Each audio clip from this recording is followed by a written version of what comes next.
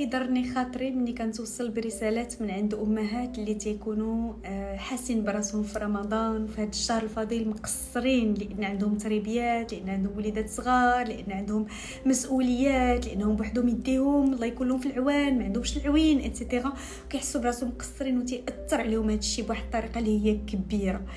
يا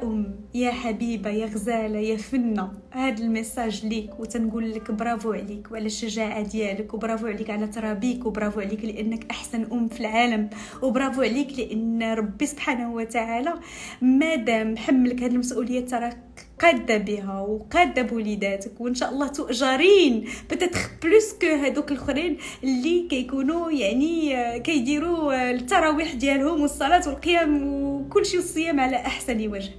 فيليسيتو، قولي برافو عليا لانني صالحه، برافو عليا لانني ما تنبغيش نقصر من حق ولدي.